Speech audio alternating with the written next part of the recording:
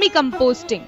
Organic waste like dry leaves, grass, weeds, manure, etc. contain organic carbon and plant nutrients which are safer and more useful when composted and applied.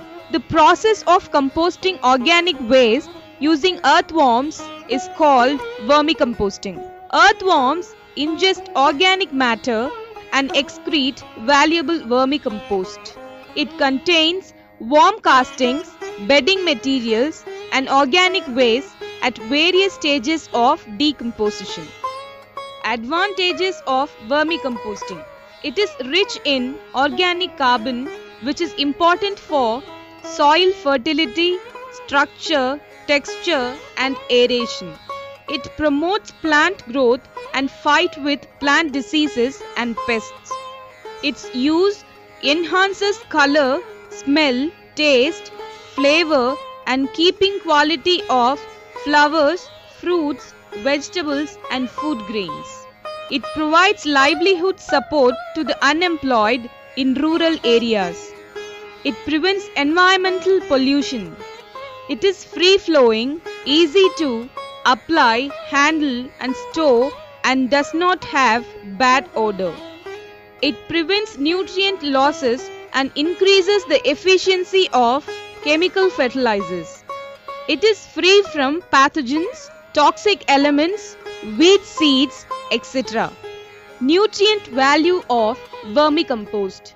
Organic carbon 20 to 25%, nitrogen 1.5 to 2%, phosphorus 0.5 to 1.5%, potassium 0.5 to 1%, calcium 0.4 to 0.8%, magnesium 0.3 to 0.6%, sulfur 100 to 500 ppm, iron 6.7 to 9.3 ppm, copper 2 to 9.5 ppm, and zinc 5.7 to 11.5 ppm.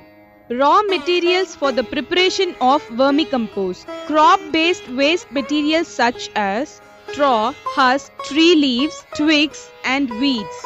Animal-based waste such as cattle, sheep, and goat dung, and poultry waste. Household waste such as vegetable and fruit waste. Site for vermicompost. Vermicompost pits are usually dug below the ground or in raised heaps above ground in cement rings or in walled enclosures. Since earthworms have to be protected from heat and excess water, the vermicompost beds should be shielded from sun and rain. The size of the tank should be 10 feet or more in length, depending upon the availability of land and raw materials. Breadth and height should be 3 to 5 feet and 3 feet respectively. In the shed, walled enclosures of 2 feet height, 3 to 4 feet width and required length are to be constructed using brick and mortar. The floor of the bed should be made with bricks and mortar. Procedure for vermicomposting. The available bio-wastes are collected and heaped under sun for about 7 to 10 days and chopped if necessary. Sprinkling of cow dung slurry to the heap may be done. A thin layer of half decomposed cow dung at about 1 to 2 inches is placed at the bottom of the vermicompost bed. Put the chopped wheat biomass and partially decomposed cow dung layer-wise at about 10 to 20 centimeter in the tank up to the depth of 2.5 feet. The bio-waste and cow dung ratio should be 60:40 on dry weight basis.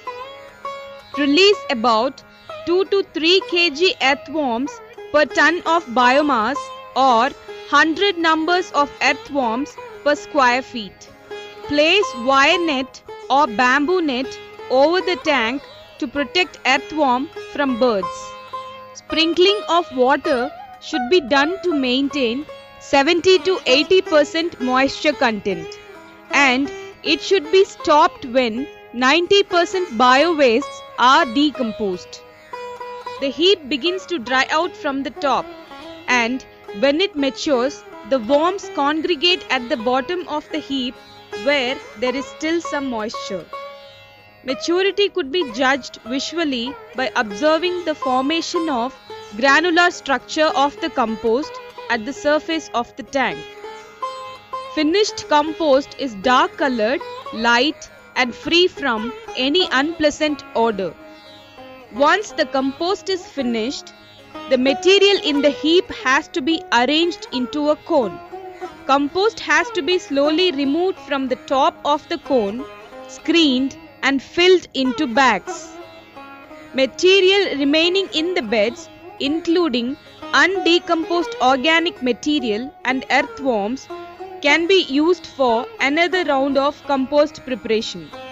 Dry the compost in shade for 1 or 2 days and pass through a sieve of 3 mm before packing. Method of application of vermicompost: as seed treatment for direct seeded crop, as seedling root dip treatment for transplanted crops, and as soil treatment.